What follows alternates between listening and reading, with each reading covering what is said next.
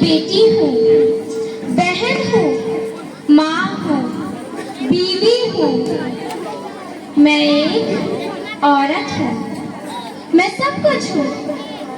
मैं घर हूँ और घर की तहजीब भी। मैं मकतब हूँ और किताब भी। नस्लें मेरी निगरानी में परवान चढ़ी। पैगंबर, हादी और तार, दानिश्वर, आलिम, फाजिल, फनकार सब मेरी ही गोद में खेले, कूदे, परवान चढ़े। वो मेरी दुआ भी है और मेरा समराह भी। लेकिन इस सब के बावजूद मैं खुद क्या हूँ? एक हकीकी शख्स, एक कमजोर शख्सियत 11 हो गए। जो किसी के दरमियान महज दिल बहलाने का खिलौना, या फिर नाकुसुला। जबकि कानून ने भी औरत को मर्द के बराबर दर्जा दिया है। मैं आज मर्दों के ऐवान में अपनी फरियाद लेकर आई हूँ। मैं फरियादी हूँ, फरियादी हूँ, मैं फरियादी हूँ। हो गया।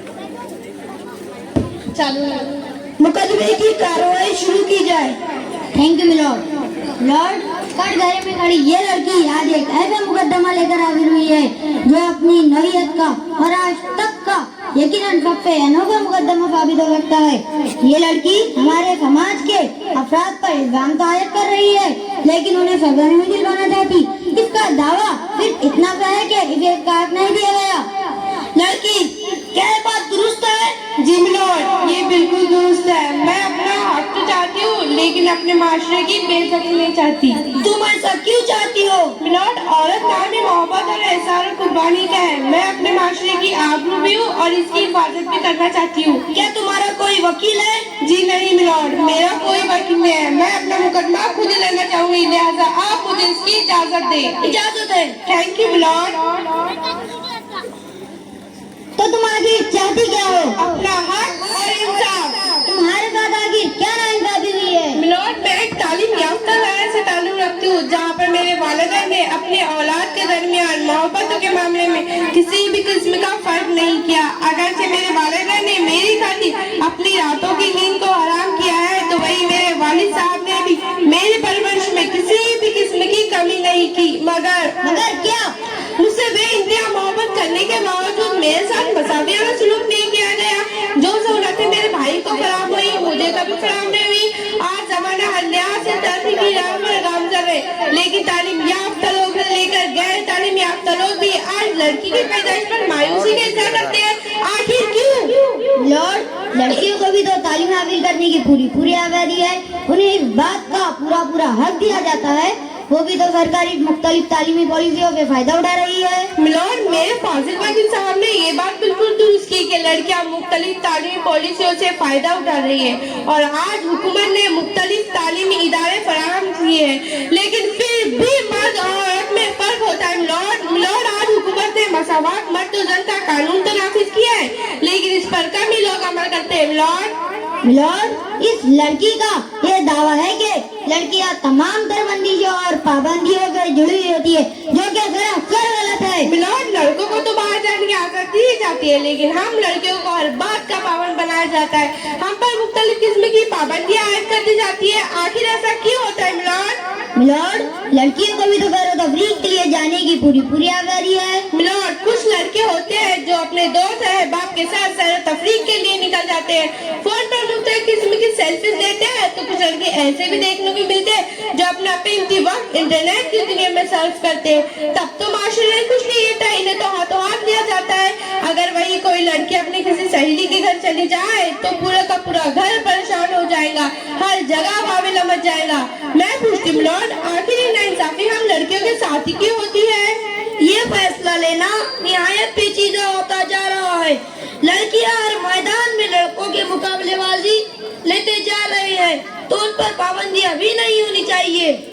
मिलॉर्ड, लड़के भी तो चश्मो चिराग होते हैं, कमाते हैं, घर चलाते हैं और अपने माँ बाप की भी तो कितनी खिदमत करते हैं। मिलॉर्ड, ये तो सरासर गलत है। लड़के भी वालिदैन की खिदमत करती है और यही नहीं, घर के काम काज के साथ साथ नौकरियां भी करती है।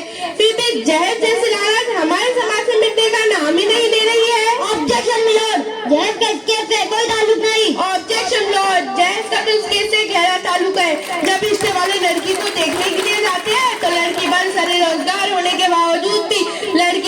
सूरत को देखा जाता है, लड़की के रंग को देखा जाता है, जोड़े की रकम को तय किया जाता है, जबकि तालीम ही जहेज है, तालीम ही जमाने की जरूरत है, तालीम ही सब कुछ है। मैं पूछती हूँ मिलाद, आखिर नाइंसाफी हम लड़कियों के साथ ही होती है? और यही नहीं मिलाद, आजकल तो लड़कियों की तनख्वाह तक पूछी जा रही है, ये मुस्तकिल है या गैर मुस्तकिल, ये बात भी सामने रखी जा रही है। मिलोड, लड़कियां तालीमी मैदान में आगे है या पीछे, ये साबित करने के लिए मैं कुछ सबूत पेश करना चाहता हूँ। लिहाजा मैं इस अदालत से दरख्वास्त करता हूँ कि ये मुझे उसकी इजाजत दे। इजाजत है। Thank you milord. मिलोड, मैं अपने बात के सबूत में दो नताइज पेश करता हूँ जो अलग जमातों से ताल्लुक रखते हैं। पहली लड़की निकत सुल्ताना, जिसने इस साल 12वीं बोर्ड इम्तिहान में टॉप किया है। दूसरी लड़की शबनम खान, जिसने इस साल 12वीं बोर्ड इम्तिहान में पूरे जिले में इम्तियाजी कामयाबी हासिल की है और इन दोनों ही लड़कियों को अपने घर वालों की तरफ से तमाम सहूलतें फराहम की। मिलोड, मैं सबसे पहले अपनी पहली गवाह निकत सुल्ताना को कटघरे में बुलाना चाहूँगा। इजाजत है। निकाह सुल्ताना अदालत में हाजिर हो।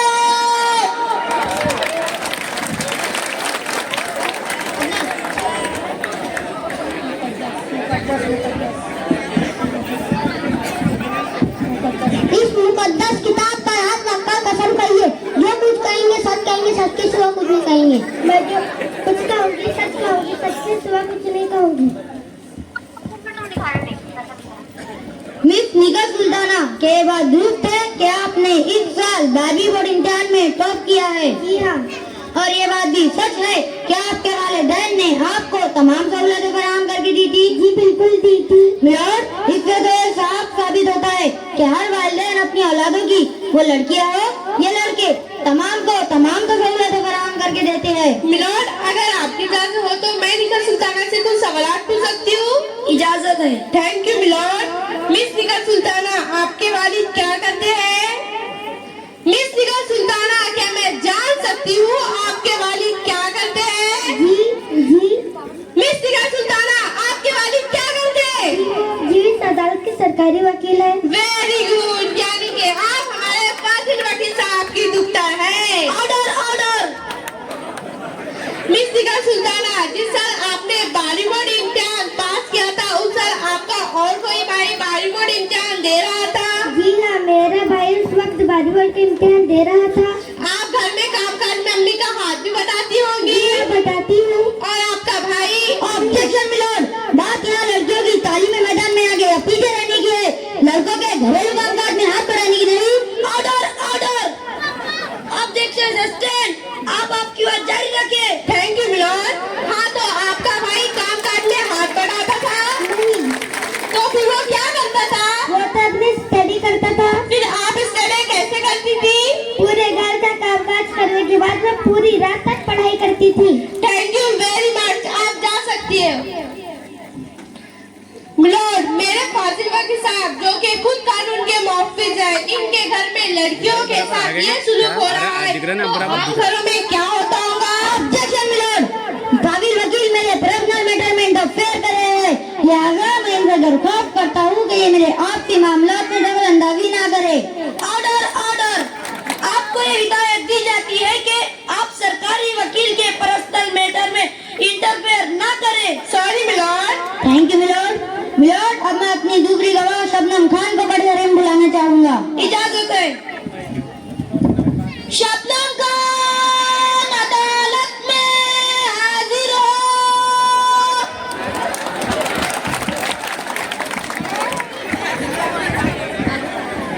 इस मुकद्दस किताब पर हाथ रखकर कसम खाइए, जो कुछ कहेंगे सच कहेंगे, सच के सिवा कुछ नहीं कहेंगे। मैं जो कुछ कहूँगी सच कहूँगी, सच के सिवा कुछ नहीं कहूँगी। शबनम खान, क्या ये बात दुरुस्त है कि आपने इस साल 12वीं बोर्ड इम्तिहान में टॉप किया है? जी हाँ। और ये बात भी सच है कि आपके वालिदैन ने आपको तमाम सहूलतें फराहम करके दी थी? जी हाँ, दी थी। मिलोड, इससे तो ये साफ जाहिर होता है कि हर वालिदैन अपनी बेटियों की पूरी मदद करते हैं, उनका पूरा ताउन करते हैं। मिलोड, अगर आपकी इजाजत हो तो मैं शबनम खान से कुछ सवाल पूछ सकती हूँ? इजाजत है। मिस शबनम खान, क्या मैं सही हूँ, आपने एचएससी बोर्ड एग्जाम में टॉप किया है?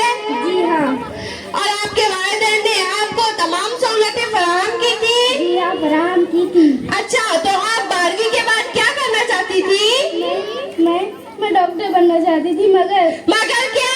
मगर मेरे वालिदैन उन्होंने कहा कि सारा पैसा तुम्हारी पढ़ाई में खर्च हो जाए, तो मेरे भाई का क्या होगा। इसीलिए मैं अपसेट, इसीलिए मुझे डॉक्टर बनने नहीं दिया डॉक्टर। मिलोड, मुझे यहाँ अपनी बात कहने का मौका दिया जाए। इजाजत है। मिलोड, मैं खुद एक डॉक्टर हूँ। मैं इस लड़की शबनम खान को बताना चाहती हूँ कि सरकार ने लड़कियों और गरीब व मुफलिस तालिबात के लिए मुख्तलिफ तालीमी पॉलिसियाँ बनाई है, जैसे कि मौलाना आज़ाद एजुकेशनल फाइनेंस लोन के तहत तलबा व तालिबात नौकरी लग जाने के बाद भी उसे अदा कर सकते हैं। इसके अलावा MBBS के लिए नीट में 700 में से कम 500 नंबरात लेने वाले तालिबात को BDS वाले तालिबात अगर 250 अबा नंबरात लाते हैं तो उन्हें पैरामेडिकल कोर्सेज में दाखिला मिल सकता है। इसके अलावा NGOs ने भी ऐसे मेहनती होनहार तालिबात के लिए इमदादी अदालत खोली है, जिसमें ये मुफ्त में तालीम हासिल कर सकते हैं और डॉक्टर, कलेक्टर, इंजीनियर और कमिश्नर और इससे बड़े ओहदे पर फाइज हो सकते हैं। क्या मेरा डॉक्टर बनने का ख्वाब पूरा हो सकता है? बिल्कुल सच हो सकता है। या अल्लाह, मेरा शुक्र है, मैं सब चीजों से नावाकिफ थी। या अल्लाह, मेरा शुक्र है, मैं अब डॉक्टर बन सकती हूँ। मैं अपने वालिदैन को इस बारे में बताऊंगी और सिर्फ मेहनत और सिर्फ मेहनत। शबनम खान, आप जा सकती है। मिलोड, मैं अपनी बात को मजीद मुस्तहकम बनाने के लिए आपके सामने प्रोफेसर साइमा अंजुम को पेश करना चाहती हूँ, जो कि डिग्री कॉलेज में पढ़ाती है। इजाजत है। साइमा अंजुम अदालत में हाजिर हो। प्रोफेसर साइमा अंजुम, आपके लड़के की शादी इस मुकद्दस किताब पर हाथ रखकर कसम खाइए, जो कुछ कहेंगे सच कहेंगे, सच के सिवा कुछ नहीं। मैं जो कुछ कहूँगी सच कहूँगी, सच के सिवा कुछ नहीं कहूँगी। प्रोफेसर साइमा अंजुम, आपके लड़के की शादी किसी लड़की से तय हुई थी, वो आपने क्यों तोड़ दी? मेरा बेटा तो एक डॉक्टर है और वो लड़की इस काबिल नहीं कि एक डॉक्टर की बीवी बन सके। लड़की काबिल नहीं थी, ये वालिदैन आपका मुतालबा पूरा ना कर सके। ऑब्जेक्शन मिलोड, लड़की इनके बेटे की शादी करके क्या ताल्लुक है? Order objection sustain. आप आपकी बात जारी रखिए। थैंक यू मिलोड, अगर प्रोफेसर साइमा अंजुम की तरह सब यही सोचने लगे तो हमारे माशरे का क्या होगा? आप जा सकती हैं। मिलोड, लड़कियां वालिदैन का घर छोड़कर लड़कों के घरों को संभालती है, वो काम काज के साथ साथ नौकरियां भी करती है और तालीम ने तो लड़कियों में इतनी बेदारी पैदा करती है कि वो अपनी इफ्फत, अजमत और इज्जत का ख्याल न रख सके। फिर क्यों कोई औरत अपनी मर्जी से कोई पेशे इख्तियार नहीं कर सकती? ऑब्जेक्शन मिलोड, औरत अपनी मर्जी से नहीं बल्कि अपनी जिद से घर के बाहर जाके काम करना चाहती है। अपनी जिद की वजह से नहीं, बल्कि उसकी सलाहियतों की वजह से। सलाहियत? औरत में सलाहियत क्या होती है? उसका सारा काम तो कोई ना कोई मर्द ही अंजाम देता है। मिलोड, अगर औरत में सलाहियत ही नहीं होती तो उसे आज किसी भी किस्म की जिम्मेदारी सौंपी नहीं जाती। और ये मत भूलिएगा वकील साहब, हर कामयाब मर्द के पीछे एक औरत का हाथ होता है।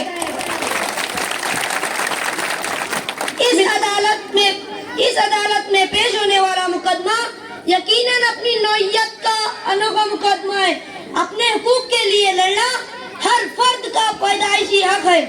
मिलोड, अगर आपकी इजाजत हो तो मैं आपके सामने एक और सबूत पेश करना चाहती हूँ। इजाजत है।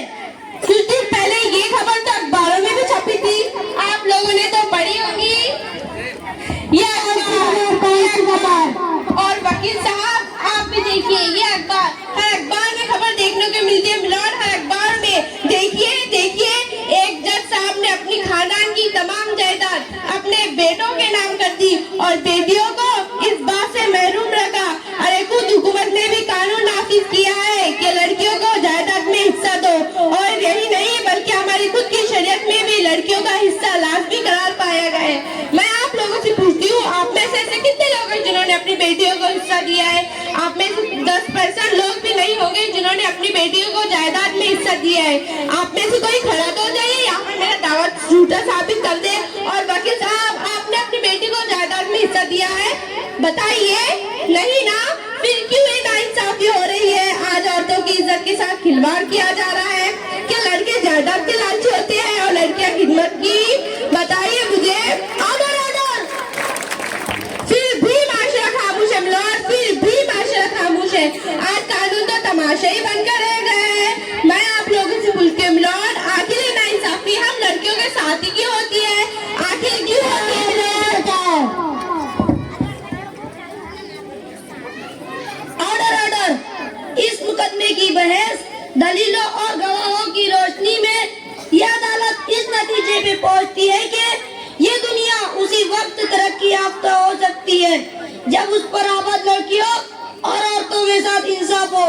लिहाजा ये अदालत मुआशरे के तमाम अफराद से दरख्वास्त करती है कि वो अपनी लड़कियों की सही तरबियत करे, उनके हुकूक को फरामोश न करे, उनकी अजमत और इज्जत इफ़्फ़त का ख्याल रखे, उन्हें तुर्की के हिसाब से जायदाद से हिस्सा दे, उन्हें कमतर ना समझे, अपनी औलादों में लड़कों और लड़कियों के दरमियान कोई फर्क ना करे, उनकी शख्सियत की तामीर में पूरा ताउन करे।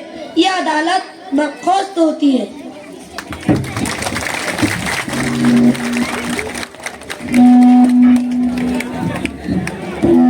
मैं इस अदालत के अंदर उस लड़की के लिए कहना चाहूंगा।